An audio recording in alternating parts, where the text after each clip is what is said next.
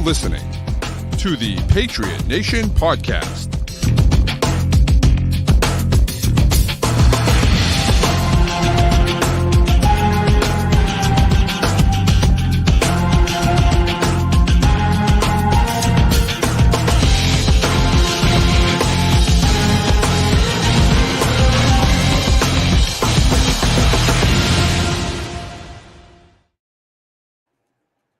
All right, welcome into another edition of the Patriot Nation podcast, of course, brought to you by Prize Picks and Game Time. It's your man, Pat Lane, here with my guy, Matt St. Jean. And Matt, the Patriots are 1-0. We've already talked about that. And they're playing against the 1-0 Seahawks at home this time, the home opener this Sunday. I will, of course, be in the building. Very excited about it. It's another year of Patriots football in Foxborough. Yeah, it's hopefully a year that is better for the Foxborough faithful than last year. Obviously, the team had all kinds of woes last year, but a lot of that came at home. Yeah. How many? Well, they won 4 games. So was it just the Bills won at home? I'm trying to think of which other games I don't know, man. Steelers, Jets. Yeah, the Steelers game I was at. They won that game. Yeah. It was in Pittsburgh, though. Steelers, Jets, Bills, and there was one other one they won, obviously. Can't remember. Look at us starting. I don't think it was hot tonight. I don't think it was at home. I'll tell you that my only memory from last year, other than the Bills win, which is pretty cool, it was that Chargers game, 6-0 in the rain, just the absolute worst. Even if they had one other game at home, I think that eliminates the win. It was in Denver. I can't. The Christmas Eve miracle. That's right, Chad Ryland. How could we forget? Yeah, and not only did they only win one singular home game the entire season, they got shut out twice at home. Yep. So, I think the bar here for success is pretty low. I would say so. Also, that horrendous Colts game was technically a home game, even though it was played in Germany. Technically, it was a home game. So, another disaster. Not in front of the Foxborough faithful. You're right about that. But another disastrous home performance, technically, quote unquote home performance. It was last year was ugly. And this year the Seahawks are a good team. This year might be a difficult year too, but honestly, it's I'm excited about a new year. I was excited about it before this, before we won, of course, on Sunday. Mm-hmm. But now that we're 1-0 and won on Sunday, and you see all the things happening, and you hear all the stuff in the locker room, and you see the guys and the way they act, I'm even more excited than I was. And I feel like it's difficult to not be excited about this team, which we know is going to come back to bite us because they're just not that good. They're not. And that's okay. But everyone's super amped about it, which is part of why I'm very nervous that they're going to lay an egg against Seattle on Sunday. Yeah. But you talk about, the stuff after week 1, some of the stuff we hadn't necessarily seen, the Jabril Peppers getting hyped up in the tunnel, and just the attitude he was showing after the win. The team put out the mic'd up video with Ramondre Stevenson today, which was a lot of fun. We haven't gotten that in a while. I may have missed it. They posted a clip that looked like Gerard Mayo breaking down plays. I don't know if that's a video that has gone up fully yet. Maybe I missed it in the feed, but I haven't seen it. But it seemed like they're at least hinting that Gerard Mayo was he's replacing Belichick, and they're doing the Belichick breakdown type thing. Seemed like it. Sure seemed like it, didn't it? Yeah, which I'm very glad they're keeping because, I just, as a young football fan, as a kid, that's how I got into the sport. On the championship DVDs, they include, on the 3 Games to Glory, they included the Belichick breakdowns in that. And they included it during the game. So at any point during 3 Games to Glory, if a play came up that Belichick broke down, you could just hit a button and it would take you to his breakdown of the play. and you can Yeah. watch what he said about it. Like as a So young cool. fan, that was so cool to learn about football strategy. Me, 6 years old, learning what a 3-4 defense is and what the 2-5 defense they're running against the Eagles in Super Bowl 39. And I'm 6 years old. I don't know what's going on, but this seems cool. Yeah.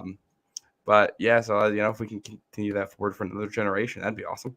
Well, absolutely. And it's that's what we want, right? We want that content. We want them talking about that because these guys are knowledgeable. And even the guys that, that aren't the best coaches, they're still knowledgeable. It's not like they don't know what they're talking about. They still know what they're talking about, right? They're still smart guys, have been in the league. Maye was played in the league. He's been a coach for a while.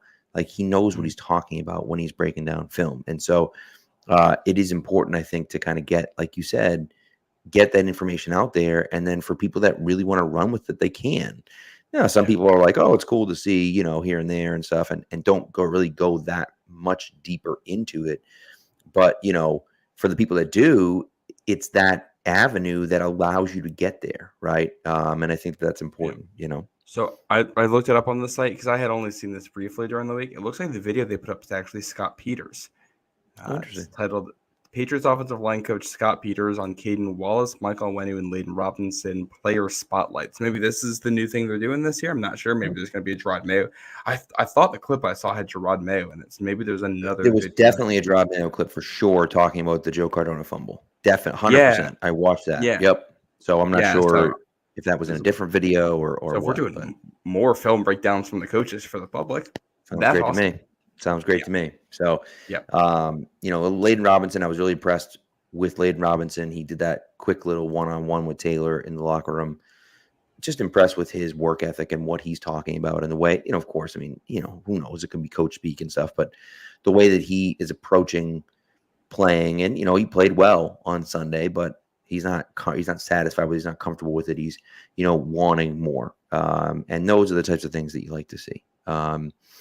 Just that attitude that the players seem to be bringing to it, right? And the fact that Gerard Mayo is bringing that same attitude to it, I think is important, Yeah, no, 100%. And I think it's hugely important just to get, I think I said this on the post-game show, it's important to get this win as just a proof of concept for players.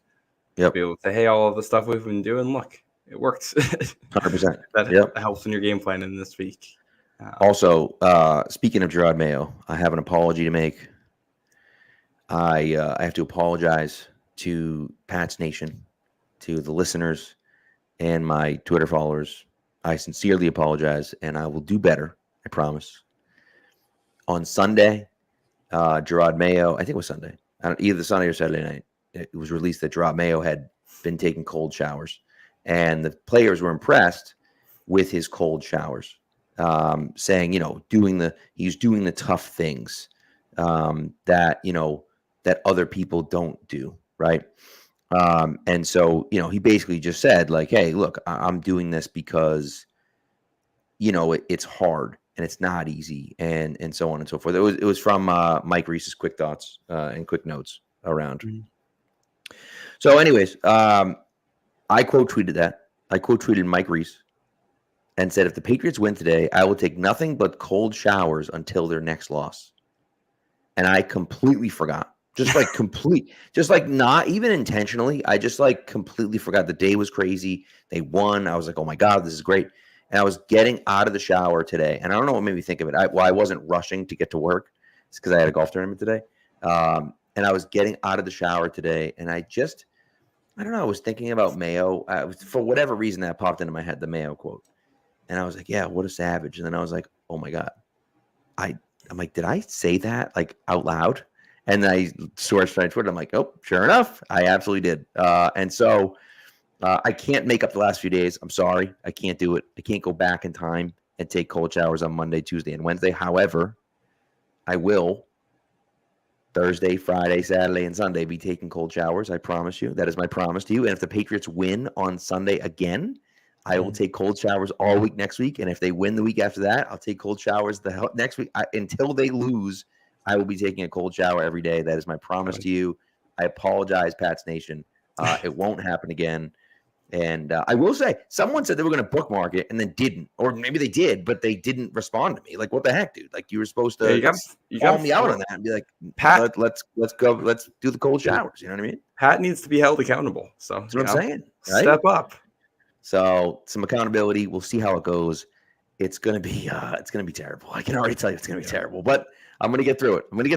I will say sometimes a cold shower is nice. Yeah, maybe, but maybe not every day, but right. Occasionally. Yeah, right. It's gonna be. I'm already dreading it, but you never know. We'll see what happens. Maybe it'll turn my life around. Kickstart the good old metabolism, lose some weight in the process. You never know. So, but anyways. Do we want to talk about, more takeaways from the game this past Sunday? Yeah, let's do it. Yeah, I after going through the film, it's tough to kind of.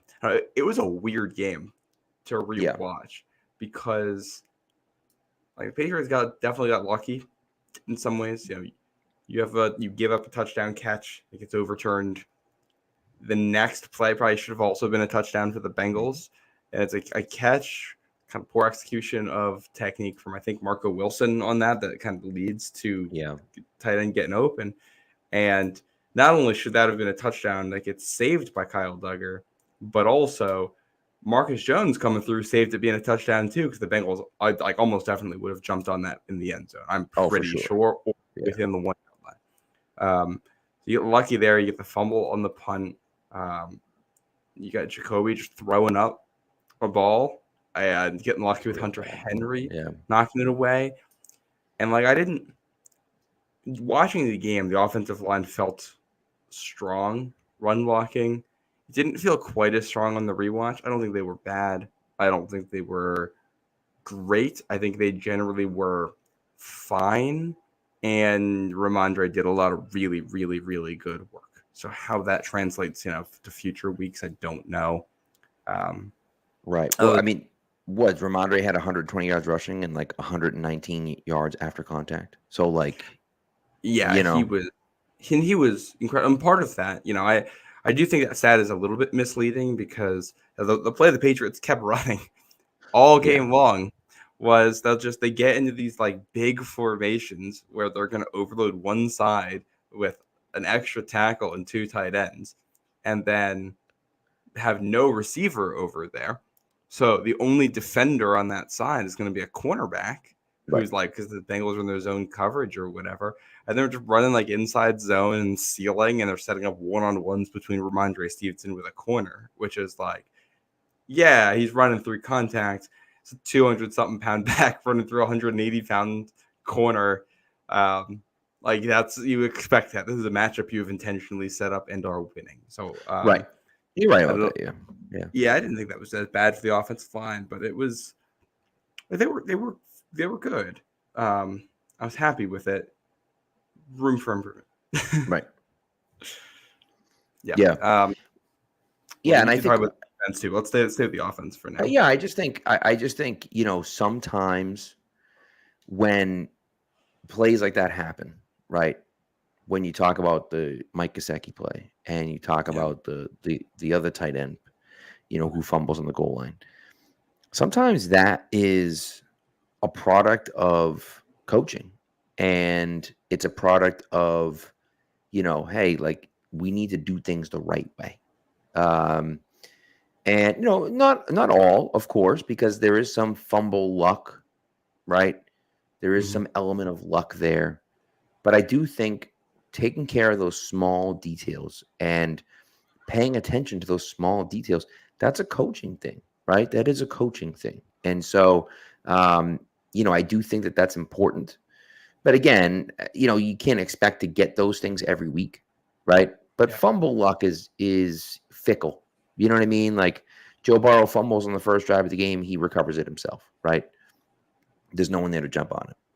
But then the tight end fumbles at the goal line and Marcus Jones scoops it up. And Joe Cardona forces a fumble on the punt. And, what's his name? Jesus Christ. Jalen Hawkins just happens to be trailing, jumps on the ball, right? So it's one of those things where it's it just worked out, right? If Hawkins doesn't see it or isn't trailing in that situation, there's a Bengals guy right there that's going to fall on that ball, right? And so sometimes, of course, it's Johnny on the spot. Hey, you're in the right position. Nice job. Sometimes it's just pure luck that you're there, and that's okay too, right?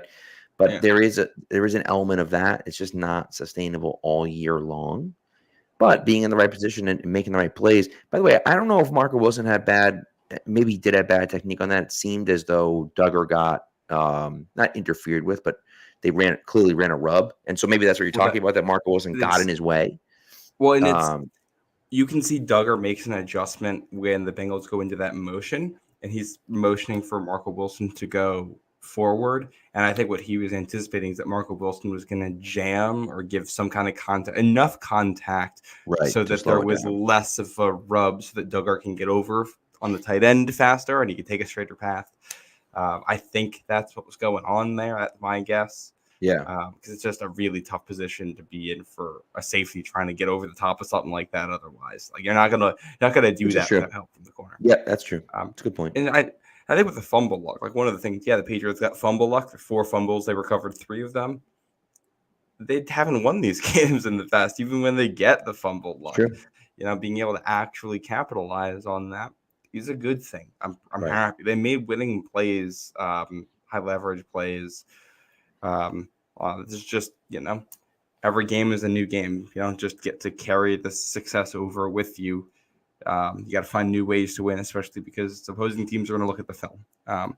One takeaway, I know everybody has been on this all week, and I was seeing the exact same stuff.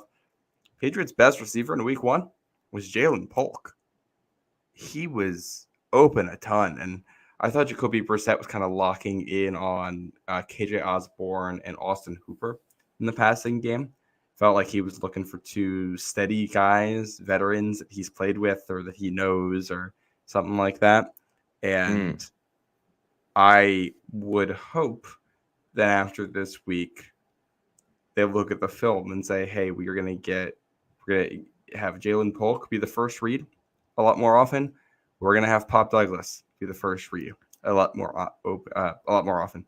Both of those guys had a number of reps where they were open, and the quarterback's just not getting to him in the read. And there was one play from Brissett that kind of shocked me. It was one where Polk was open, but it was also a play action. It was right before, I believe, their second field goal after the Cardona forced fumble. They ran a play action. They ran play action with Austin Hooper on the left side of the formation, running like an over route or a special just over the middle to get behind that linebacker. And this is the same one, they also had Polk running a vertical and on the outside, on the right side, and Polk gets open and beats his defender, but also it's play action with a tight end over the middle. The tight end's going to be the first read, and Hooper gets open, but Brissett just comes off of it really fast and just dumps it off to Ramondre, who gets hit pretty hard on the play and tackled, and you settle for the field goal. And, I'd like to see, I get why you might not trust a rookie in that situation, especially with the play that's not designed for him.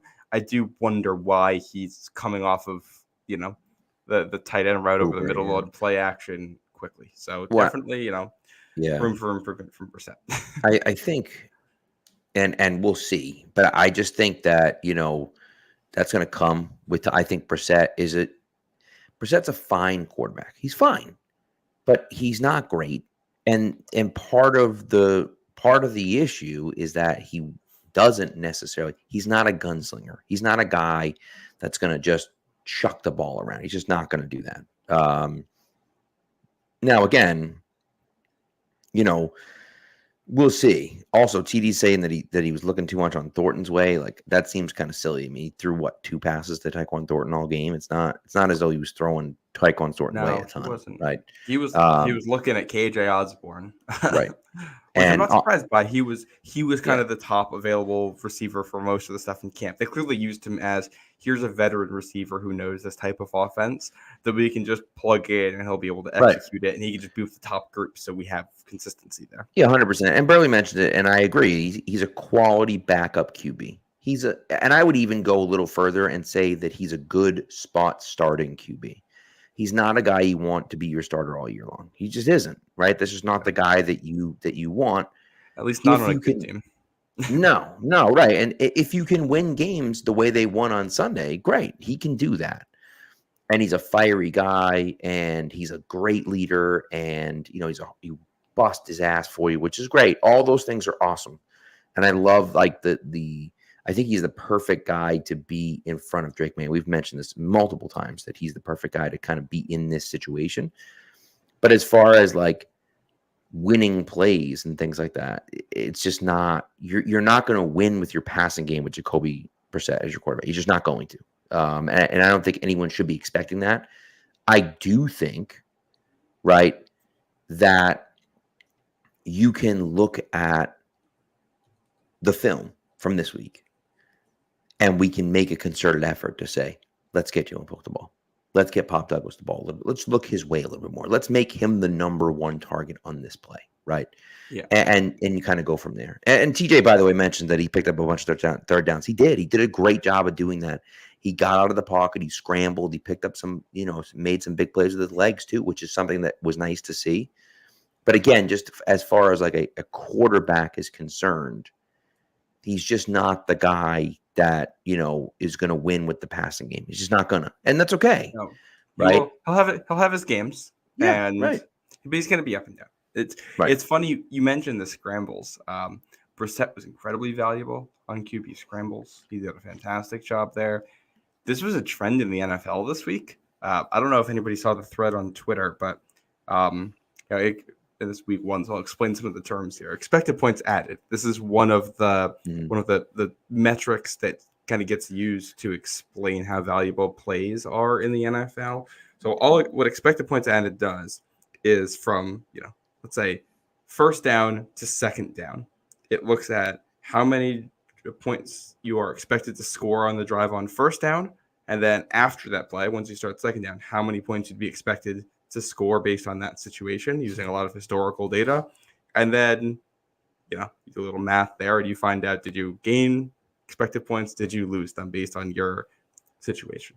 And usually when you look at this stuff, passing is very good and running is not. Even very good running backs will have negative expected points added on the day because every time you run the ball, it's a time you could have been passing. Right. And it's, a good run is 6 yards sometimes, and that happens all the time passing the ball. But beyond that, this week so far is one of the first times that we have seen more expected points generated from running the ball than from passing the ball in the NFL. It's been trending that way for a while. Yeah. But that happened. There was like no increase in how many expected points were added from traditional runs. Basically, all of it is from quarterbacks scrambling more often, and there were a ton of big plays with quarterbacks scrambling this week. So we watched Brissett do that. I do wonder if this is, we have a lot of defenses that are getting into these soft zone coverages and playing a lot of, prevent defense, trying to stop all the big plays, softening up underneath. I wonder if that's it. But you look ahead to next week's opponent, watching the Broncos-Seahawks game. Geno Smith had a 34-yard scramble for a touchdown for the Seahawks. And the only touchdown the Broncos scored was a Bo Nix scramble. Yeah. Like that's what it was last week. I don't know if that's going to be something that continues, but big week last week for quarterback scrambles. Right. Maybe that's something, that's a good thing Brissett brings to the table. Something Drake Maye brings to the table as well. Yeah, 100%. And that's certainly an interesting way to look at it. And of course, you have guys that are coming into the league now as more of running quarterbacks. Of course, you have Lamar Jackson, but then you throw in Jaden Daniels into that mix, and you have those guys throughout the league. And so, we'll see. And I think that's him having that. Of course, as you said, Drake Maye has that same kind of ability, but him having that is a boost to the offense because it allows them to things break down. I can go. Now, Mac Jones could take off, but he wasn't going anywhere, right? That's a very, very generous use of the phrase take off. Yeah, right. The funny thing about Mac Jones is that he had the same 40 time as Patrick Mahomes. He does not have the same athleticism that Patrick Mahomes has. Forget about the arm talent. He does not have the same athleticism that Patrick Mahomes has. There's just guys that are athletic. And sometimes they're not super fast on the track, but you get them on the football field and they're fast. And Mahomes is one of those guys, I think a lot of it's knowing how to use it too. Right. One of the things that you really see with Drake Maye as a runner is that he played basketball, and the way that he kind of quickly diagnoses, hey, I'm just going to run here, and then is very aware of the space around him. Like, it is very reminiscent to me of like a point guard reading a defense, realizing he has a one-on-one opportunity and just trying to like take the ball to the basket. Like it's that kind of attitude when he decides to run. And that awareness for space, which, you talk about mobile quarterbacks in the NFL. I think you got a lot of guys who are just athletes at quarterback that you didn't have 20 years ago. Absolutely. Yeah. They're more athletic. Like it's less so, I think, that they're like specifically running, and more so that they just have more options when the pass isn't there. And a lot of guys who are multi-sport athletes too, so they pick up some of those other skills. Yeah, and I think too, like the rules are set up in such a way that it's so much easier for the offense to score points, and so you have to worry so much about the deep ball and the passes and things and it wasn't as big. Obviously, it was still a thing. It wasn't as big of a problem 25 years ago because you could jam the guys to the line and you could hold them off the line and you could bump downfield and you could do all those different things. There was a lot more leniency on how you could play defense. Now you're kind of, you're always worried about how do we get here? How do we do this? How do we get there? And, it just takes a little bit away. So, of course, you kind of combine all of that stuff together, right? All the points that you made combined with those new rules and the new way they have to play defense. And, you get a situation where guys can run, and again, like Cordell Stewart's a perfect example, right? Cordell Stewart, everyone called him Slash, fast guy, great arm, awesome. Not super accurate with the arm. Not a great reader of the defense. Michael Vick, incredible athlete. One of the best athletes you'll ever see. An insane arm. It's an unbelievable arm. Right? But wasn't always very accurate. Wasn't the best reader of defense. You know what I mean? Took him a long time to finally get there. Yeah. Right.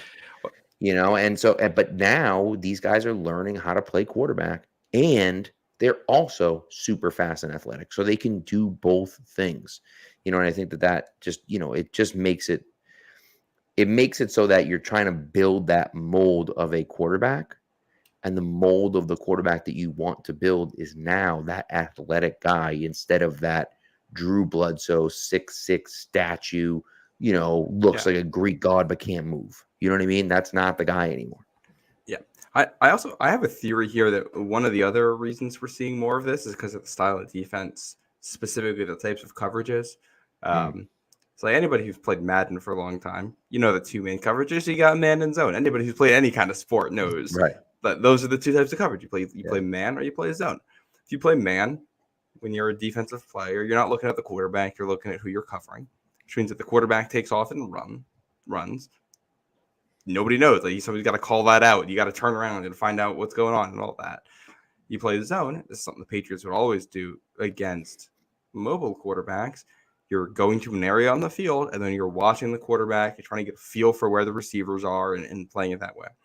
Over the last decade, over the last 5 years, there's a third type, which is the match coverage, which is now in Madden, which is basically something that starts as zone and then becomes man. So it's almost like one big logic problem. If you actually look at the way it's written out for defenders, it's a whole bunch of if-then statements. It's you're gonna go to this area, and if this happens, you cover this guy. But if this happens, you cover this guy. And if this happens, you cover this guy.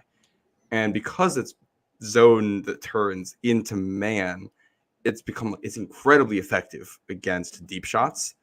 But also, I think because it turns into man coverage, eventually people's backs are turned and quarterbacks do have more room to run.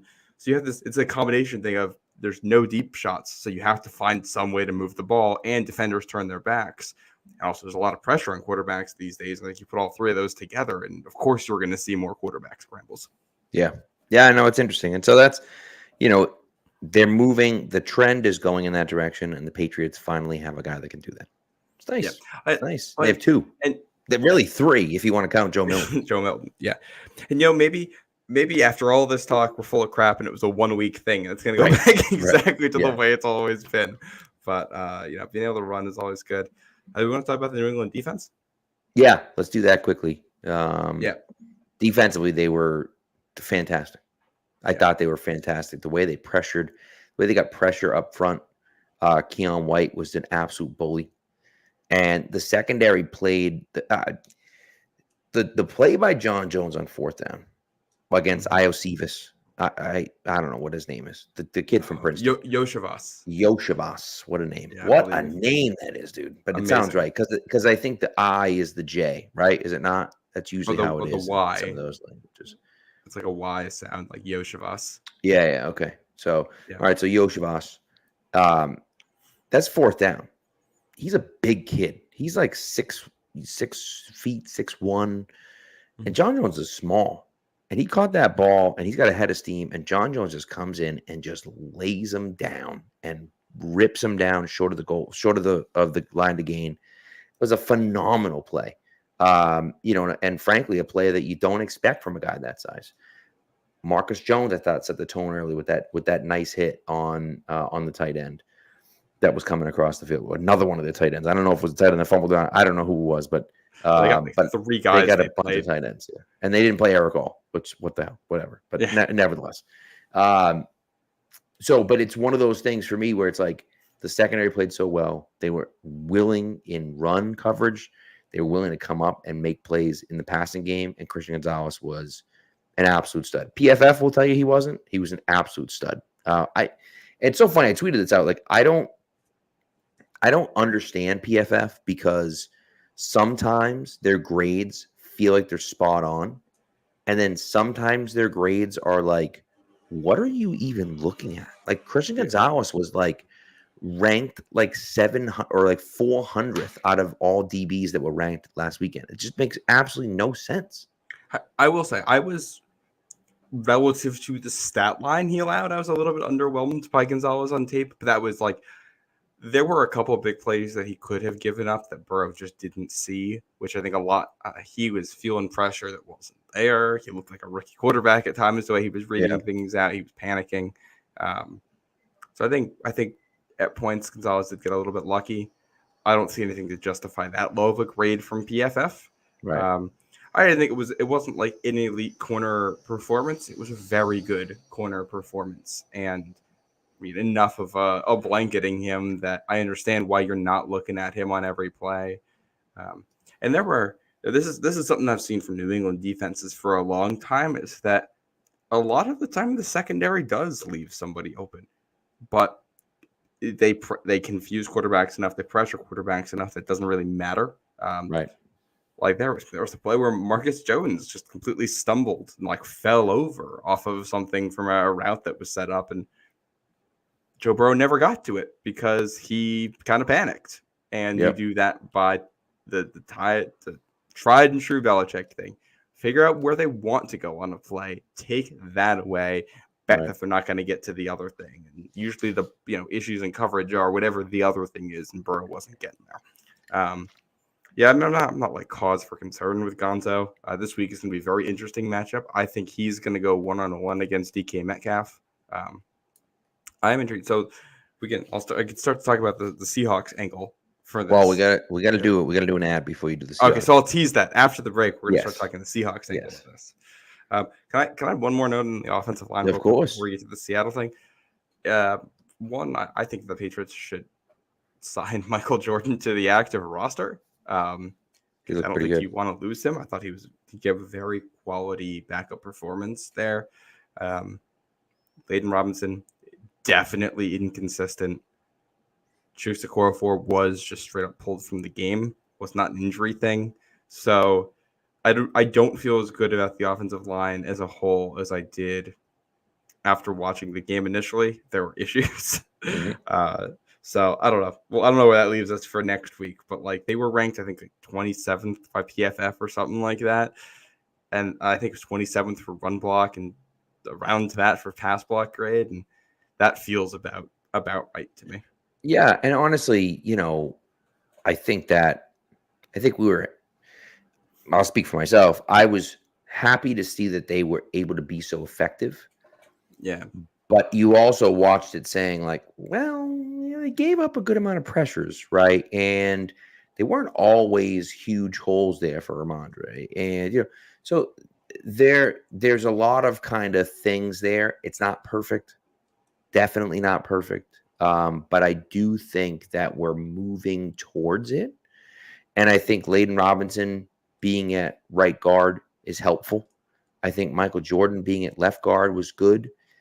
Now, again, is City so better than him? Probably. And so we probably, City so I would imagine goes back in there. I'm gonna have some comments on the Michael Jordan thing after the break too, because Yeah, I think that's a key thing.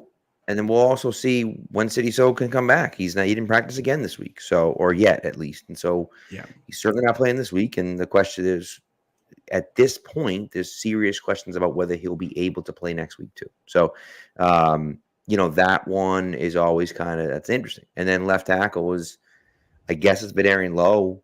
Chukwuekorfor looked awful. And so it's got to be Vidarian Lowe. And I thought I liked the way that Caden Wallace looked, but he's playing tight end. He almost never pass blocked.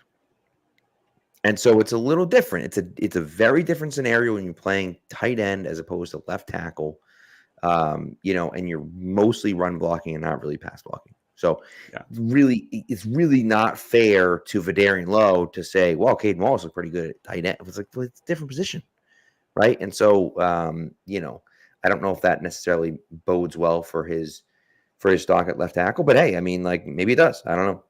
Yeah. I'll give you the exact numbers here before we hit break. It was 20th pass block, 27th run block, according to PFF. And then according to ESPN Analytics, it was 28th pass block, 24th run block. That's what they had the Patriots, which I think probably matches the tip. I can't disagree too much with that. Yeah. It makes sense, Yeah. All right. You want to get us up with the little prize picks? Absolutely. So Prize Picks is America's #1 daily fantasy sports app with over 5 million active members. It's the easiest and most exciting way to play daily fantasy sports. Unlike other apps, on Prize Picks is just you against the numbers. All you have to do is pick more or less on 2 to 6 player stat projections and watch the winnings roll in. Now, in September, one Caleb Williams passing yard gets you 1 win on Prize Picks every week in September. That's only 1 yard gets you an automatic win. You're trying to get at least 2 wins. You get 1 automatically, guaranteed. Can't beat that one. All right.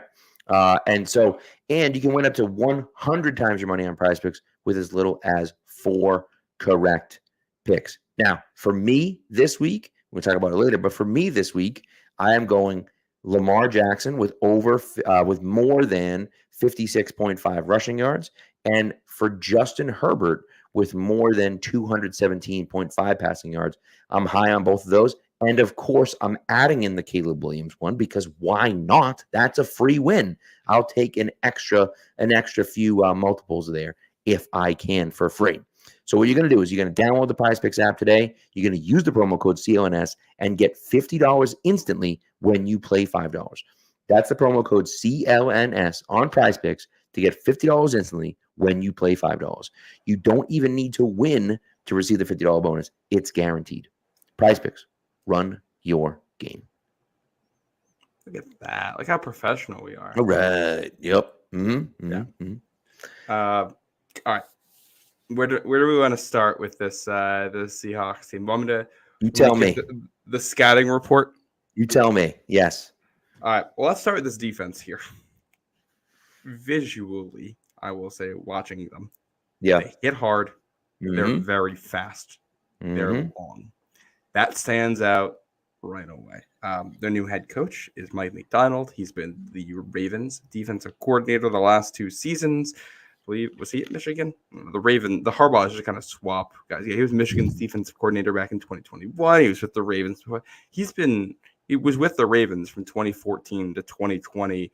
Michigan 1 year back to the Ravens. So you think about all those Ravens defenses the Patriots have had issues with for a long time. That's Mike McDonald. He's been raised in that. Seattle plays a lot of complex coverages. They don't make it easy to figure out what they're doing pre or post snap. And they play a lot of complex things that are these combinations of man and zone. I thought it was notable that their defenders are playmakers. They seem to give a lot of freedom to their defensive backs to just trust their instincts and go after things. Last week, Love and Reek Woolen each had a pick. Both of them were kind of instinctive plays of them coming out of a coverage and just going after the ball. Rayshon Jenkins is their strong safety. He was awesome last week, flying around. He's number 2 for their defense. Tyrell Dodson is their big linebacker, wears number 0 out there. He's really good. He flies around. They only allowed 1 touchdown last week. It was at the end of the game on a quarterback scramble from Bo Nix where he got out of the pocket. They only allowed 2 possessions where the Broncos got more than 30 yards. And that was the Broncos had 15 possessions. Only twice did they get 30 yards or more the entire game. It's crazy. They allowed only 13 first downs. PFF said they were the best defense week 1, and they got PFF's best coverage grade week 1, which matched everything I saw. So they are elite on the back end. There's not necessarily a lot of household names here. I think Reek Woolen is a name that football fans might know at this point. Trey Brown's their other corner. It's Julian Love and Rayshon Jenkins at safety. I think the way they're playing, both of those guys are going to be household names. Safeties aren't usually household names. Those guys are going to be well known by the end of the season. And Devon Witherspoon, the only corner who was up there with Christian Gonzalez in terms of draft stock last year. He's their slot corner. He's the guy that makes it work for them. He's physical. He plays every coverage. They put him everywhere. He's, kind of just a slot and alley defender. A little bit of safety, a little bit of corner. You can do whatever you want with him. Yeah. I mean, look, their defense is loaded. It's funny, fantasy football wise, I went all in on Seahawks defense because they started with the Broncos and the Patriots. I figured you're going against Bo Nix first in the first game, and you're going against the Patriots offense in the second game. And they played even better than I expected. And they didn't quite have the turnovers or the sack numbers, but they just completely shut down the Broncos all day long, which was great, at least from a fantasy perspective. I just think the physicality that they play with. I mean, look, I had Christian Gonzalez in my cornerback 1 last year. That was my guy. I loved Gonzalez coming out. Now, of course, my guy was Emmanuel Forbes, but only because I choose day 2 picks. He should not have been a day 1 pick. He's already playing horrendously still playing horrendously in Washington. But that's not the point. I thought if I had an early pick and I was drafting number 5 and I wanted a corner, I would have taken Christian Gonzalez. But Seattle took Witherspoon with this type of play in mind. They want to be this type of team that's physical, that plays downhill. That's what Witherspoon does well, right? He's a good cover guy too, don't get me wrong. But he is a violent hitter. That's what he wants to do, right? He wants to do that. And the rest of the team kind of follows suit, right? That he fits right in. Of course, Tariq Woolen's a huge guy. And that's the type of defense that they're going to play. And I think the Patriots have no problem playing that way because they will get physical with you and do that, but they don't quite have the players to do that, is the issue. I think the mentality from the Patriots is good, but the talent level, there's a disparity between the way they play might match up well, and the Patriots might be able to go in and, give them a little bit of physicality back, but the talent on the other side of the football is going to outweigh the talent on the Patriots side of the football. And so they're going to have to do some creative things to try to beat that offense. And look, as far as the running was concerned, as far as the more than 30 yards are concerned, the Broncos were terrible. I mean, Bo Nix is bad, right? This is a rookie quarterback's first game, and that's the thing, right? That's the thing, right? It's not just about Seattle because he was bad, but again, it's like, well, yeah, it's a rookie quarterback, and it's like when rookie quarterbacks used to play Belichick, right? When you play a defense that is challenging defense to play against, and it's your first game, or you're a rookie, you're going to struggle, right? And I think that it's natural to see that happen, and I wouldn't be surprised to see Jacoby Brissett struggle a little bit as well. I think they're just a really good defense. Yeah, and I was one of my theories was that especially week 2 early in the season. It's a 10 a.m. body clock start for Seattle this week, coming to the East Coast. Yep. They're playing a defense that is a radically different style than what they played last year. Really radically different than most teams in the NFL. What Mike McDonald does is it's one of those guys. He's one of those guys that's just on the cutting edge of what goes on in defensive football at this point. And I was kind of skeptical that they were going to be ready to go week 1 with a coverage that was consistently going to work. It consistently worked right out of the gate. Maybe that has to do with the way Sean Payton calls that offense and a rookie quarterback and, questionable wide receiver core for Denver outside of Cortland Sutton, who, you got Reek Woolen. Like, that's the kind of guy you want in Cortland Sutton. I thought the Seahawks have some good answers for a body type like that. So, yeah, maybe it's just a matchup thing week 1, but I thought, the secondary, all these guys knew what they were doing. They were excellent. I was just watching all the 3rd and long plays, and every single one is a different coverage. And there weren't even a lot of blitzes. Mike McDonald is known for his exotic blitzes with Baltimore. They barely tapped into that package last week, which means we're probably going to get some new stuff on that front this week. Thank you. They're going to have to be prepared for that. Up front, I think there's 2 main names you want to know. Number 1, though, is Leonard Williams, the defensive tackle, number 99. He was a game wrecker last week. Pass rush win rate of 30%, which is crazy high for a defensive tackle. Yeah. And that's with getting double teamed more than half the time. One of the matches I wanted to highlight here actually is I'm going to assume, well, I don't know who they're going to, he plays all over the line of scrimmage. They'll put him at defensive end, put him over the center. They'll put him anywhere, especially on passing downs. Michael Jordan, according to ESPN, had 100% pass block win rate last week. He's a big dude. He played well. I also suspect I'm assuming they're going to promote him again for that left guard spot. If City So's not ready to go, then since he's the practice squad guy, I'm going to assume that is where they're going to start with Leonard Williams, trying to get a one-on-one matchup. That's going to be the thing to watch. Can they find a way to block him? Layden Robinson, very good, really good flashes last week against the run. He had an abysmal PFF grade as a pass blocker in the teens low. And you could kind of see it on tape. He's hit or miss. He makes mental errors. Yeah. He's every error you can make as an offensive lineman, I think he made pass blocking last week. So I think he's also going to see a heavy dose of Leonard Williams.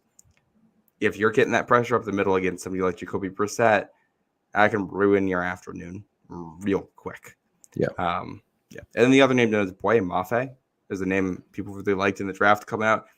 53 in that defense. He had 9 pressures in the opener. It's wild. He's outrageous amount of pressures. Yeah, he's their designated pass rusher. And it's, Leonard Williams is going to get double teamed. We're going to put Mafe on the same side, and he's going to get a one-on-one and probably win it. So that is a big key against this Seattle defense is going to be staying ahead of the chains because they look coordinated and ready to wreck you, and you can't make it easier for them.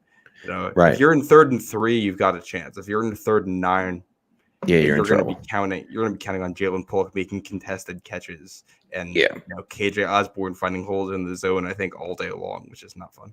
That's not what you want to be relying on. I thought Byron Murphy looked okay too. The rookie out of Texas, D tackle. So I liked Murphy quite a bit coming out. I was happy to see that he looked pretty good in week 1 against Denver. So we'll see. This is that kind of first real test. I know, obviously you were playing against the Bengals and everyone expected the Bengals to be better. But people forget too, the Bengals are terrible at the beginning of the year. They just always have been. I think Joe Burrow was down 1-6 or something like that in his first in the first 2 games of his career. And so this is what they do every year. And they're getting ready to go. Also, it's so funny because TD and Nagan are fighting in the. I've been monitoring that out of the corner of my eye. Who hates the Patriots more? But TD says we have the cheapest owner in the history of any sport, and that is just absolutely insane to say when the Bengals exist. You can't say something like that when the Bengals exist. They are the cheapest team I've ever seen in my entire life. They're going to let the Jamar Chase go. It's going to end very poorly over there. It's just a complete disaster. We'll see. So, anyways, we'll see how that goes. And so offensively, I think defensively for the Patriots, if we want to just switch over to the defensive side for a second, I think, the Broncos. Oh, okay. He meant the Bengals. Okay. All right. Well, okay. So then there he goes. So then he's right. So, so the Broncos had two, not one, but two safeties yesterday. It's just insane. That just doesn't happen. And so for the Seahawks to have allowed two safeties in the same game is just really bad, like really bad. And I didn't watch the whole film, so I don't know exactly. But I can't imagine their offensive line played very well. And so it's one of those things where, the Patriots defensive line, who looked good against the Bengals, have an opportunity to wreck some stuff again. So this is one of the interesting things I noted was that so Seattle's offensive line ranked 22nd week 1. I'm just using PFF grades for now. It was a nice, easy way to do this, which it doesn't take into account strength of opponent at all. Right. They're 22nd as a pass blocking unit. It does say they were the 4th best run blocking unit. I'm not 100% sure if I agree with that, but I did not get as deep into their offense as I did into their defense. Yeah. The Patriots were PFF 8th as a pass rushing unit, 21st against the run, which I thought was interesting. That's not the only spot where they weren't rated very highly. ESPN has them 31st in the NFL in run block win rate, or run stuff win rate. So that seems really. They had one really, really bad drive. Beyond that, I thought they were pretty good against the run. And I thought that drive had a lot more to do with like specific alignment things than players messing up. It was like, running against light boxes or situations where the Patriots just like one of the big runs they gave up. The Patriots didn't have a single defender in the A gap or the B gap on the same side of the offensive line. They were clearly playing against some tendency they thought the Bengals had, and Bengals just ran it right into that gap and picked up a big gain. That's football. That happens sometimes. So I'm not 100% sure I agree with this grade. And the flip side is that they had one of the best tackling grades in the whole NFL week 1. So that like they let guys get through the line. Or at least didn't do very well winning block on the line of scrimmage, but it didn't really matter because they would wrap it up immediately at the second level. I saw Taylor tweeted out that the Patriots had a 5% missed tackle percentage, and no one in the NFL had lower than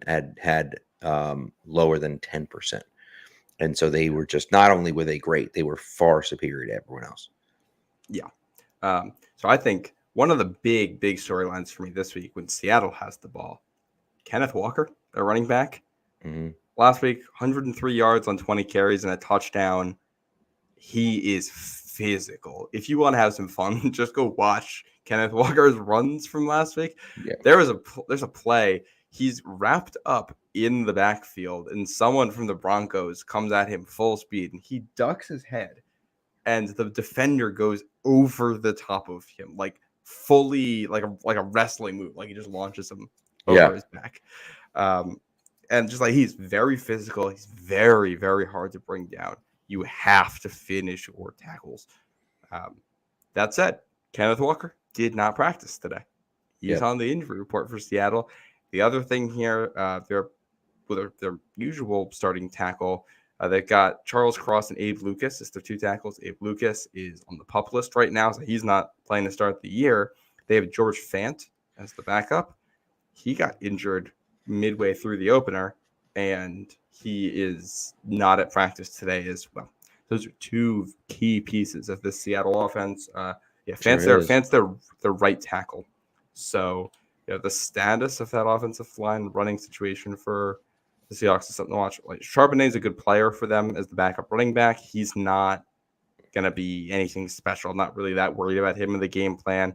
Backup right tackle for Seattle is Stone Forsythe, 6th round pick from 2021. He's not a great player or anything. So the Patriots, I think the defense is going to have opportunities to make some plays here.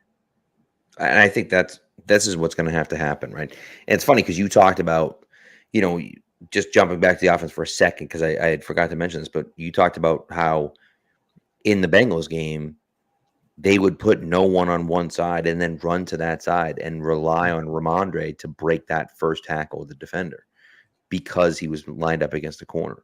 And Ramondre's a very good running back, but the Seahawks have the ability to not allow that to happen because they have physical guys at corner that aren't afraid to tackle guys one-on-one.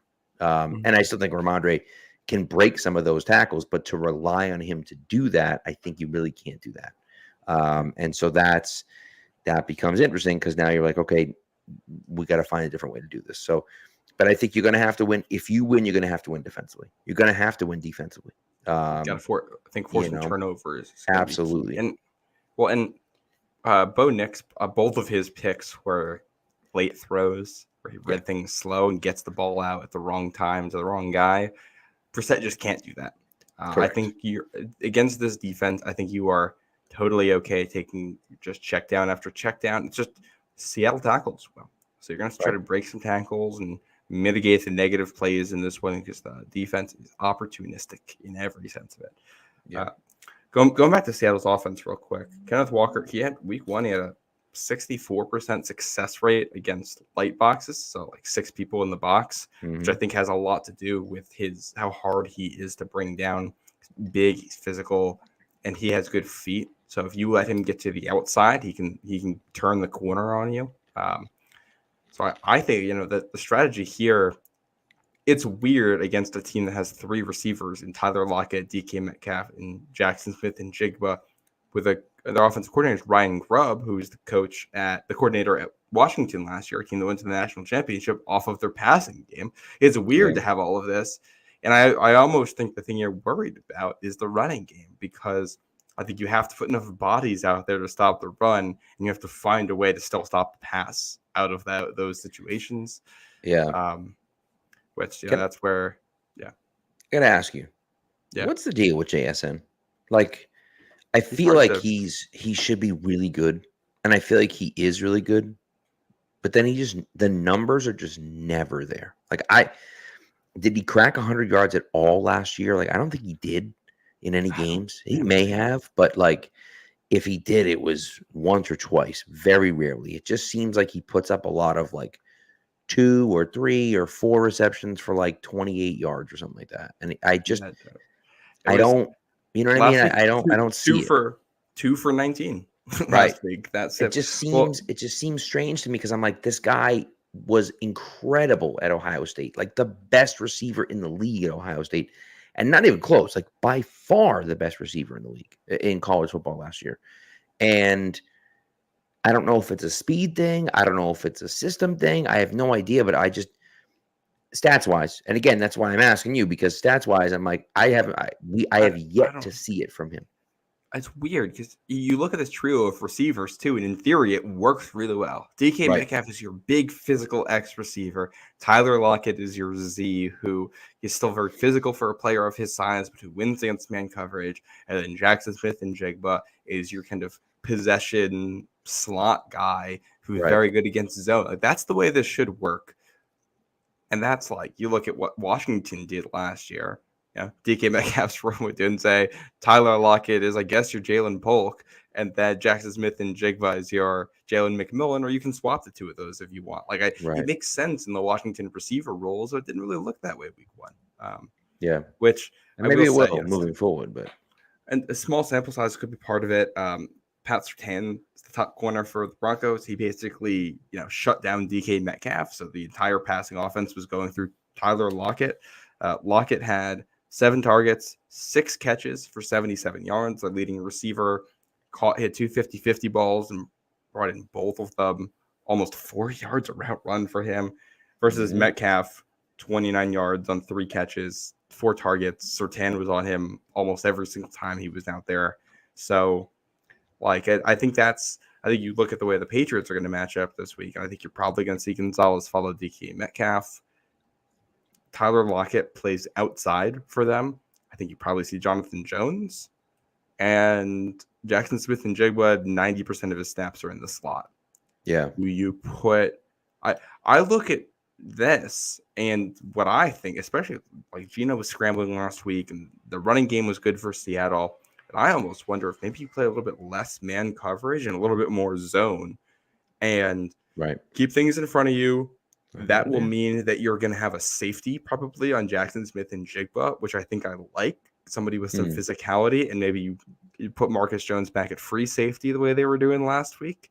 And you just have Jonathan Jones and Christian Gonzalez, on the outsides playing some of this zone stuff against these guys. I don't know, but these receivers should threaten you.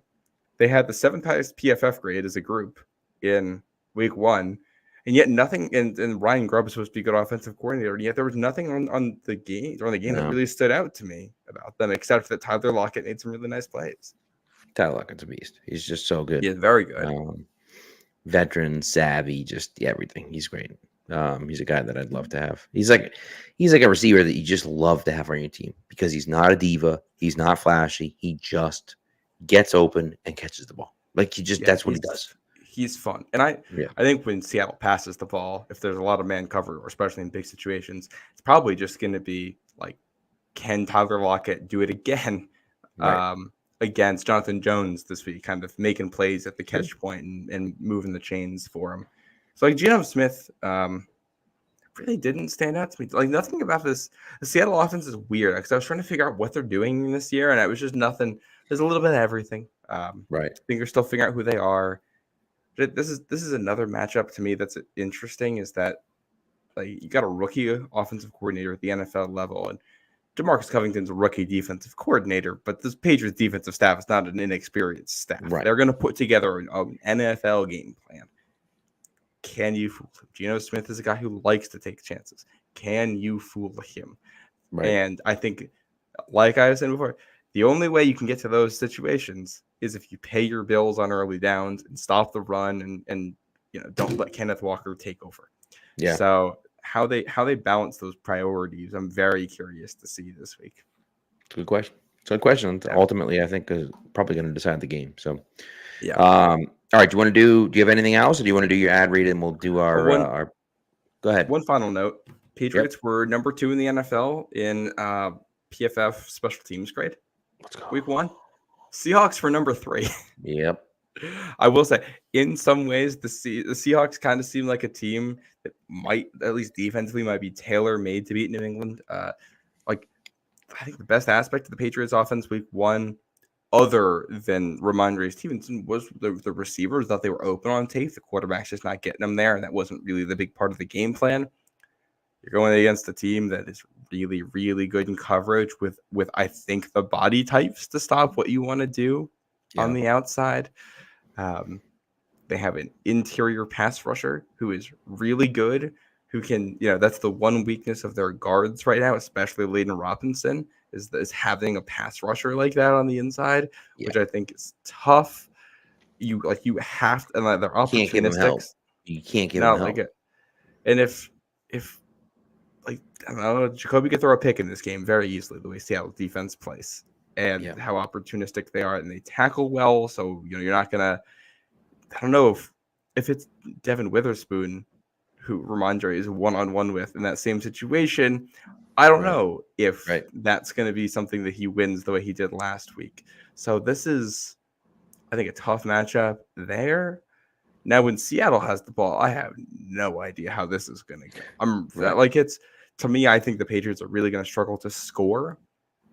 But I think if they keep a clean sheet, keep it to no sacks, maybe 1, no turnovers. Your defense can keep you in it, and you're going to have a chance. But it's Seattle special teams plays well. So that mitigates one of the strengths of New England last week too. And it might just it might be one of those games where it's, 17-6 is your final score. Seattle wins, and you feel really good about how the defense plays, but the offense just never gets into gear. And certainly could happen. So listen, if you can stop the Patriots running attack, you can stop the Patriots offense. You know what I mean? And so we'll see. Yeah. We'll see. One note on that also. Seattle's defense wasn't very good up the middle last year at stopping the run, and when the Patriots did run up the middle last week. They were pretty good at it. Cincinnati one of the reasons that the Patriots did get all those runs with Ramondre 1-on-1 against a DB was because they were selling out against the inside run. Every time the Patriots were running the ball out of those looks, every Bengals defender was diving to the inside trying to penetrate. Right. I don't know if Seattle's going to do that this week. I'm curious to see how they handle that. Maybe they just dive inside too because they have defensive backs that can tackle and they're okay with living with those opportunities. But you're going to be, if you want to win this game and you're looking for the offense to move the ball, you're going to be counting on staying ahead of the chains and then forcing some kind of a coverage bust from the Seahawks where they're trying something new and they don't execute it, or they bring a blitz that we didn't see last week and you get the right play call against it. Right. Agreed. Yeah. We'll see. Should be interesting. So, all right, why don't you do your ad read and then we'll do our picks for the week and our prize pick stuff. Yeah. All right. Well, I'm jumping up to the big screen here to talk about game time. It is the Patriots home opener. Maybe you want to go. Maybe you want to go see this in person. I've been to Patriots home openers before. They are a lot of fun. It's a great environment. You get to be around all the fans. First time this season, we're going to get to see what this offense, what this new coaching staff, what everything looks like at Gillette Stadium. And now with game picks, going to do this, or is it not game picks, game time. Game time picks, it's easier than ever before to find the best tickets because the game time picks, one of the things in their app filters out the fluff. You're only going to see the good deals when you first open this app and you're looking at tickets. You don't have to go through section by section trying to find them what's perfect. Just going to show you the good deals right off the top so you know exactly where you can buy tickets to go see your beloved New England Patriots in person. They also have views from your seat. So when you do find that valuable seat, you can look at it and make sure that is the view that you're looking for. You can use all-in pricing. So when you're looking through the app, you're going to know exactly how much you're going to pay. There's no fees or anything. What the number you see is the number you pay once you click that all-in pricing button. And it just makes it nice and easy. Everybody hates those surprise fees at the end. So the super deals on this app, it's fantastic. I mean, I've used it before. I went to a Red Sox game recently and looking at that Patriots-Jets game in week 3 with Game Time.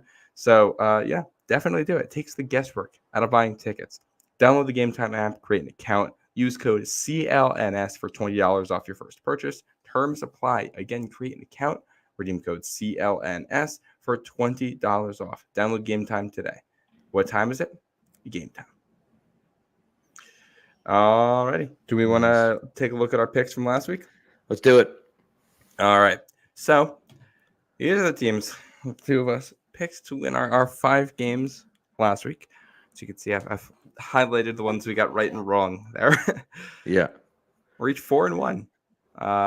So your one loss was Jets at Niners on Monday Night Football. How do you feel about that? Just so stupid. So stupid about that. I just was being different. To be honest with you, I wanted to be different, and I was like, yeah, I'll go with the Jets. Why not? And it did not pay off. A friend of mine had teased the Jets line all the way up to minus, I think it was 15.5 for Seattle for San Fran, and so he had it covered. And then that last touchdown, he lost it, and he was just like, 12 seconds left. All the backups are in. Just an absolute nightmare scenario. And so that was not great. Not great for him. And honestly, it just like, I was, as soon as the game started, I was like, Jesus, what was I thinking, dude? Go with the Jets. It was so bad. So I barely watched any of right about the Steelers though. Yeah, I barely watched any of that Steelers Falcons game. I might throw that game. I like to. NFL Plus has like the condensed game watch where you can just watch a game in like 30 or 40 minutes. They just cut out all the stuff between the plays. Yeah. I might watch that Steelers Falcons game in that way, tomorrow or Friday to see what happened. Listen, what did I tell you? I told you what happened. You don't have to watch. I told you what was going to happen. It was a game that made absolutely no sense. The Steelers should have never been able to win the game, and they did because that's what the Steelers do: is they win games that make absolutely no sense. They didn't score a touchdown. Justin Fields was terrible, and somehow they kick 6 field goals and win 18-10 or whatever the hell the score is. It's just like, it's ridiculous. You know, what's funny is that the Seattle game was similar to that. The Seattle game at one point, I think, was what, 10-6, but no one had scored a touchdown because 10-9. Oh, 10-9. That's what it was. It was 10-9, but no one has scored a touchdown. And it was, because they had the 2 safeties that made the 4 points plus the 6. It was just like, what in the world is happening right now? And so, the Steelers, similar situation where they just like, it made no sense. But because it made no sense, it actually made all the sense in the world. Yeah. All right. Should we do our week 2 picks? Let's do it. All right. Here's the board for week 2. Pat and I each 4-1 at this point. Thursday night game, Bills at Dolphins, little AFC East. First divisional game of the year right there. 1 o'clock game on Sunday, Browns, Jaguars. 4 o'clock game, Bengals at Chiefs. Sunday night game, Bears at Texans. And Monday night game, Falcons at Eagles. I will say, because I was looking at whatever the premier games are in a lot of these windows, I think the first 2 games here are really interesting or should be close games. The other 3 might be complete and total blowouts. Absolutely. Yeah. Yeah, the way things went week 1 at least. Pat, we'll start you off. First game here, Bills, Dolphins. Who you got? I'm going Dolphins. I know it's a night game, so they don't have the sun on their side. But I just think at home, Bills had a great win. Week 1, they didn't look great for a lot of that game. Came back and won. Dolphins, kind of same thing. My entire fantasy season relies on Travis Etienne being really good, and he was walking in for his second touchdown. And Javon Hall made a great play and stripped him with the ball. And the very next play, Tyreek Hill went for 80 yards and a touchdown. And that's what Miami can do to you if you're not smart with the ball. Josh Allen, famously not smart with the ball. And so I think that this can be one of those games where a Josh Allen turnover, a bad Josh Allen play leads to a big Dolphins touchdown. And all of a sudden, the Bills are trailing for, at whatever. And I think they hold on and win. Yeah. I've got the Bills in this one. I don't really have any reason. This to me, it's just a Josh Allen is better than Tua pick. Both of these teams had very strange week 1s. So I'm just kind of throwing that out, ignoring that. Yeah. I just think the Bills are the better team here. And I don't know. It is a weird matchup. But I don't know. Bills won this game last year, I'm pretty sure, right at the end of the season. I believe so, yeah. Yeah, with Tua throwing a pick late. I think until I see and I still don't trust Tua. I'll put it that way. Yeah. Yeah. All right. Browns and Jaguars. So I'm going Jags. The Browns just stink. I don't know. At this point, how could you ever pick Deshaun Watson to win anything, even if you think he might? I'm just going to pick him to lose anyways because I hate that guy.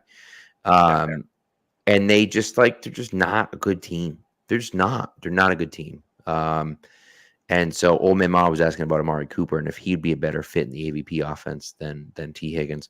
It's an interesting question. Now he's older than T. Higgins, of course, but it's an interesting question. And if the Browns are crappy midway through the year and they're willing to move, Amari Cooper for something and it's not too much, I would definitely strongly consider that. But yeah. I think the Browns right now just aren't that good. And the Jaguars are the Jaguars, so they're weird and they're just like, I don't know. They're not a real team. They're just a weird team. And so, but I do think that they win this game. Yeah. I also have the Jaguars here. A lot of the same things. I'm not going to root for the Browns. Really bad vibes over there. And the Jaguars, things got weird with the Jaguars last week when I think we saw some of the best football Trevor Lawrence has ever played. He made some really, really nice throws in that game. Sure so that Brian Thomas touchdown was outrageous. Unbelievable. Outrageous throw. Unbelievable. Yeah.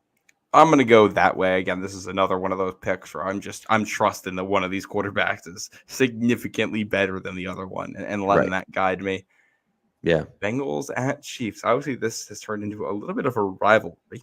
Bengals trying to avoid starting the year 0-2, heading out to Arrowhead. Do they avoid that, Pat? I mean, I think you have to be insane to pick the Bengals. I think you'd have to be completely certifiably insane. The way they looked against the Patriots last week. And listen, they're not going to look as bad as they looked against the Patriots last week. I agree with. That I will admit and say that makes sense. Mhm. I still think that they're not a very good, that they're an okay team, but they're not a great team. And the Chiefs, flat out, they just win games. The Chiefs just win. The Chiefs are the Patriots, right? That's what they Yeah. are. And it doesn't matter what you do and what you bring. It doesn't. You're at home against the Bengals. You're still salty about it. You still don't like the Bengals. Chiefs win this game. Yeah, I am right there with you. I think this Bengals defense against this Chiefs offense is a mismatch. If what we saw last week happens again, Oh, forget it. They're going to lose by 30. yeah, this team won't be close if the Bengals show up and play the way they did. And it also, the way Joe Burrow is reading the field, if he's seeing it that way against the Chiefs defense, the way they cover, no, they're not going to move the ball. Obviously, we've seen them go out there and win before. I don't think Joe Burrow is as bad as he looked on Sunday, and I think they're probably due to bounce back. They probably do play much better than we saw on Sunday, but still, they can play much better and have it not result in a win. Yeah, agreed. Yeah, Agreed. Sunday Night All right. Football. Yeah. Bears at Texans. 2-1-0 teams, baby. But the Bears, I just defensively, I just don't know how they can do what they did last week again. It's funny that the Bears are opening with back-to-back games against the AFC South. It's just weird. It's just a weird scheduling thing. But CJ Stroud is not going to make the mistakes that Will Levis made. Just he's not going to do it. And so without that, I just don't know. And by the way, I think the Texans defense is better than the Titans defense by a pretty good margin. Maybe not by that big of a margin, but by a little bit of a margin at least. I just think that there's no way the Texans lose this game at home against the Bears. Caleb Williams maybe this time will throw for over 100 yards. I'm so high on him, but man, it was not pretty. Again, first game of his career, he'll get there. But I think at least he'll get there. But didn't look great. Week 1, I'm going Texans. Yeah, I am there with you. I don't think we get a repeat performance from this Bears defense and special teams. I think Caleb looks better. That's not better enough to turn into, a win. The Bears are fighting to maybe be a playoff team. The Texans are fighting to win a championship this year. These two teams are on different tiers. That's correct. This is it's great for the NFL to have these two quarterbacks against one another in prime time. But I think this game might just get ugly. And I do think a world where the Bears do win this game, it's going to be a very, very ugly looking win. We're going to be talking during the show Sunday night about, first half and it's 6-6. Like, what's going on? Yeah. Monday Night Football. The immobile Kirk Cousins heads to Lincoln Financial Field. The Eagles home opener here. Does he go into the link and get a win? Can you imagine, just for a second, just imagine the complete insanity it would take for me to pick the Steelers to beat the Falcons and then the next week pick the Falcons to beat the Eagles on the road? That would be complete insanity. I would be like certifiably insane. So yes, it's the Eagles. They should win by 2 touchdowns. This game should not be close at any point. To me, and I think Cousins will be okay. I think, you saw that same type of thing from Aaron Rodgers. Sometimes that stuff is mental. You got to move a little bit because, it's not okay. You tear your ACL, right? And you worry about the hits, and you worry about the, hitting your knee in a certain way and things like that. When you tear your Achilles, you're just like stepping, you're just running, you're just and quarterbacks are going to plant that back foot and throw off it quick. That's the stuff that's how you did it in the first place, right? And so those are the mental obstacles you have to get over, not your first hit. You have to get over those mental obstacles. So I think Cousins will be okay, and I think Rodgers will be okay as well.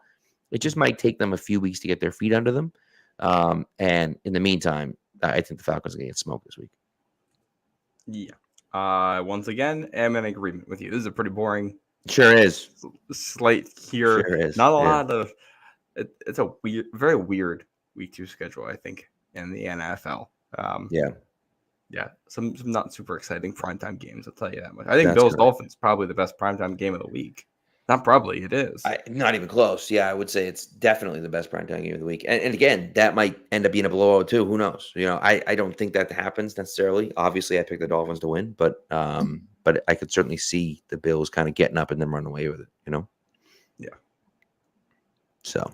Yeah. All right. Do we want to do our? Yeah, let's do our prize pick stuff, and then we'll get the heck out of here. We've already been going for almost an hour and a half. So, yeah.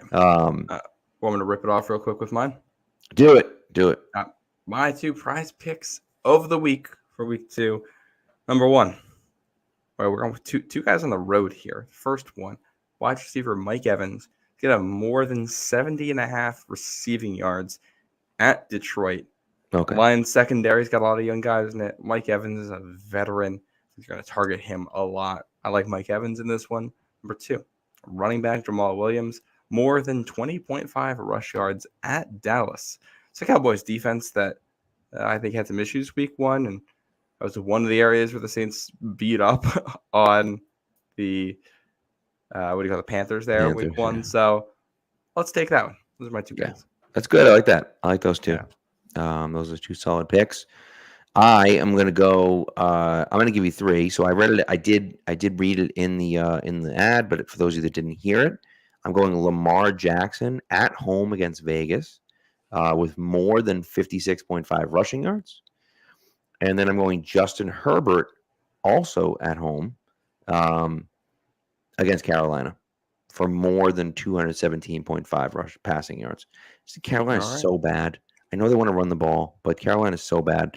And then again, if you're doing this, guys, I'm telling you, if you're on Prize Picks and you're doing this, put Caleb Williams in there because it's 0.5 passing yards. Like, it's a free square. It's a free square. And so then that ups the percentage that you can win, ups the number that you can win. And so I believe the max that you can put on that Caleb Williams is 25. So like I do $5. I typically do $5 ones, and so I can do up to 5 of them with Caleb Williams in it. So just an FYI for you, if you're out there doing that. So very nice. Yeah. We want to wrap up with anything? I saw there was let me find the comment. I want to start. Oh, the Seahawks and Patriots throwbacks. Oh goodness. Yes, Burley Sullivan here, if you're still in the chat, it says I need Seahawks versus Pats, both in throwback unis. That would be fantastic. The Seahawks throwbacks are some of my favorite. I think I don't mind what Seattle wears currently, but I think the throwbacks are just so nice. At least something inspired by that. I'd love to see them go to. I love that bright royal blue. On the Patriots in red. Like you could forget somebody wearing white. You could just do red versus blue. 100%. If you wanted to, and that would look good. Yeah. What we're actually going to get, the Seahawks are wearing their blue pants this week. So it's going to be the Seahawks with blue helmets, white jerseys, blue pants, blue socks against the Patriots in silver helmets with blue jerseys, blue pants, and blue socks. It's going to be a ton of navy blue versus navy blue. Yeah, which I will say, like a home 1 o'clock game like this, where it's going to be like 80 degrees. Mm-hmm. There was a time when the Patriots used to do like white at home for the opener. They did that like 08? Is it 08 against the Chiefs? They did it in 2010 against the Bengals. I don't think we've seen it since then. This is one of those where I wouldn't hate if they came out and did that, especially because this is the 10-year anniversary of when they beat the Seahawks in the Super Bowl, and they wore the white jerseys for that game. This would actually be a really appropriate occasion for it, but they're not gonna do that. Yeah, it's it's one of those things, man. It's tough. Yeah, but minor things. Also, Bone asked a question about why can the Patriots wear the throwback 80s away uniform with white top and red pants. I think, and I might be wrong about this. Well, and I guess it doesn't really matter, but the home team is the team that gets to choose what they want to wear, right? And they don't have to announce that too far ahead of time, do they? I don't know when they actually have to announce. I think he's asking though in general, not just for this week. Oh, right. But like, Yeah. oh, why don't they? I don't think there's a rule against it. You're allowed to have up to 4 sets in the NFL. Like Right. the Dolphins haven't worn both throwbacks in a while, but like they have 2 throwbacks. They have the home throw, like the aqua throwback, and they have the white throwback. Right. I think the Patriots could do that if they wanted. They just don't want to for whatever reason it is. I'd love to see the red pants come back. I think those are so cool. Yeah. I also just I'd think love too, like the blue from those mid 90s Patriots teams, with Willie McGinnis and Curtis Martin and Drew Bledsoe, like those blue with the italics with the shadow lettering, man, those were so sweet. Those Sweet. those are fun. But I do actually have one thing to bring up that I saw right before the show. Shout out to Boris Sports on Twitter Okay. for clipping this. It was Evan Washburn on CBS talking about things that he learned about the Patriots this week. Drake Maye is taking 30% of the first team reps in practice. Yep. That is a very high number for somebody is. who is not the starter. And he's doing a scout team. And apparently, I don't know how normal this is for a scout team, but they're not telling him what kinds of defenses he's going to be going against. So he is going to be out there running plays that New England's opponents run against New England's starting defense, playing as hard as they can with a game plan, trying to stop this stuff as they're learning. Yeah. That is great preparation. That's is. fantastic preparation. I'm going to say this. I'll go on the record and say this. If he's doing 30% and they like what he's seeing, I think we should see him soon. I don't think Jacoby Brissett is bad. I think there is enough stability with New England already, and I think there especially will be in a couple of weeks, that I do not have an issue with throwing a rookie quarterback out there. He has the deep throw ability, and there's some of that on tape week 1 where they could go for aggressive throws and they're settling for underneath stuff, and that's who Jacoby Brissett is right now. That's a great point. It's a great point. Drake Maye has that thought. He'll go for it. And I think, again, a lot of this is contingent on them thinking he's mentally ready. If they're seeing him in practice and they know he's not ready to go, do not play him. That is number 1. If they think he's good enough right now, though, like I'm totally fine with him putting him out there. I agree with you. I agree with you, and I think that makes a ton of sense. And I did see that too about the 30%, and I think that makes what they're able to do is give him those reps, those mental reps, put it on film, and then re-watch it and coach him up on it, but do it in a way that nobody else is seeing it. It's a controlled environment. You're in practice. Maybe you look like crap from time to time. You're a rookie quarterback. That makes sense that you're going to look like crap from time to time, especially when you're running plays that aren't even yours, right? But you're able to do it in a controlled environment and say, hey, you missed this over here, or you missed that over here. Your drop didn't look right, or you should have saw this happen in the pocket, or this guy breaks open and you should have seen it, or whatever it is. You're able to control that and work on it with him together. And again, because you film it all, you're putting it all on film so you can see it all. Yeah. I think it's a fantastic idea. It's a great way to do it. And honestly, as much as we care about winning football games right now, and we do, the team does. We saw that on Sunday, right? They care. Ultimately, this year is about next year and the year after that. That's ultimately what it's about. And doing this with Drake Maye shows that. And I don't think that's a bad thing. I don't think it takes anything away. I don't think the team will be upset with it. I think it makes sense because this year is about getting Drake ready to be the guy. Yeah. And that's the way I look at it. Yeah, agreed. Jay Fizzle with a comment here. We'll address this real quick before the end. He asked a question: what's ultimately holding back the receiving core from breaking out? Speed, route running, experience. Do they just need another game or two? I have kind of a longer answer to this, which is I think all of that. It depends on which receiver we're talking about. I think Jalen Polk to me is somebody who needs to improve route running, but could have, step 1 of a breakout next week if they decide to throw at him more. Tyquan Thornton is a guy who I think could, but the next couple of weeks are rough for him. Seattle does everything they can to take away deep threats. He might be seeing a lot of Sauce Gardner or DJ Reed when you go to New York. I like Tyquan Thornton relative to expectations. He's Yeah, not. but not like that. He's going to struggle there. 49ers corners looked good. Mm-hmm. So, like, it might be a couple weeks before you're really seeing them target him as a deep threat. Pop Douglas, that was open on tape last week. He's ready for a breakout to a degree whenever he gets targeted. And then I do think speed is kind of the concern after that. Like, KJ Osborne's not a deep threat, so he's got the experience, but if he's going to be out there, like, he's just going to be fun. Right. And I think that's what it comes down to ultimately is like, they all have their flaws. Yeah. But, and Bone pointed this out too. Like, it was a very conservative game plan last Sunday. Mm-hmm. You really weren't. And not only was it a conservative game plan, but when Brissett had opportunities to push the ball down the field and had guys open, he didn't do it. Right. There were times when Polk got open down the field, got a step on his guy. I think twice had his guy beat, and he just didn't throw it to him. And so, those are things that, again, they're on tape now. You can go back and look at it and say, okay, I gotta find him next time. But I think I was encouraged by the win rate, and I was encouraged by some of those things. But, we also can't sit here and pretend like the Patriots have a top 10 receiving core in the NFL, right? Like, It might not look great, but like there's certainly, it could look competent, I think. And I think that's honestly, if it looks competent, like, I feel like that's a step forward, Yeah. And it's, I've cited like PFF a lot on here. I don't think they're gospel, but I do think it's a good rough estimate of where the team is. Their receivers were 18th in the NFL in week 1 by PFF grade, which I think is fair. That's a step up from where they have been. I will also mention other receivers that we didn't talk about there. Why is Kayshon Boutte? Like, is he ready for a breakout? For him, consistency is a big thing. Mm-hmm. He's not a high-end speed guy, so he's going to win with experience, savvy, route running, and improving his hands.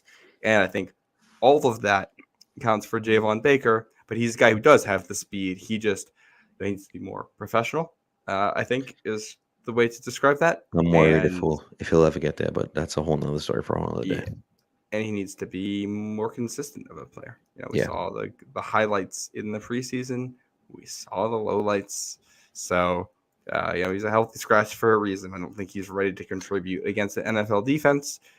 You would hope that by, at least the midpoint of the season, hopefully earlier, he can take enough steps that they feel comfortable putting him out there. Now, between now and then, Kendrick Bourne is going to come back, and we'll see how that. Yep. And that's I think the big thing with this whole question is that they're going to have Kendrick Bourne. He's going to play a lot when he's back. Mm-hmm. Polk is going to get reps. Pop Douglas is going to be their slot guy. Tyquan Thornton has speed. He's going to see the field. They don't throw the ball a lot. So, like, I don't know how much of an opportunity there is to break out for any one of these players because I think there's going to be a rotation. I think you're going to see a veteran like Bourne probably get most of the reps when he's back. And the breakout, I think, is going to be a slow thing where you're going to see it more like consistency and like, oh, it's week 14 and Maye is in there at that point, and he's willing to chuck it deep. So some of these things turn into plays that we weren't happening before. I think quarterback play is also a part of this. It's a good point. Yeah. So, we'll see. So it's a long answer to a good question. Thank you for asking it. But I think it was certainly worth talking about. So, all right, that's gonna do it for us. Thank you everyone for listening, for tuning in. We appreciate it. We're gonna be back Sunday. It is a home game, which means we'll be live in between or at halftime of the Sunday Night Football game on Sunday. So come back to us then, and we will talk about the week 2 game against the Seahawks, and we'll see if I'll have to continue showering with all cold showers or if I can go back to hot showers again. We'll see. A lot. Not rooting for the Patriots to lose, but I'm just saying it wouldn't be the worst thing in the world to not have to do cold showers again. And then I can't possibly root for them to lose against the Jets. So now you're talking about a whole nother 2 weeks. Just cold showers. Non-stop cold showers. We'll see what happens. Hey, it works for Gerard Mayo. Maybe it's going to bring out something else in your teaching. Never know. You never know. You're going to go into that classroom with a focus we've never seen before. That is right, baby. So, but all right. Well, thanks for tuning in, guys, and we'll talk to you on Sunday.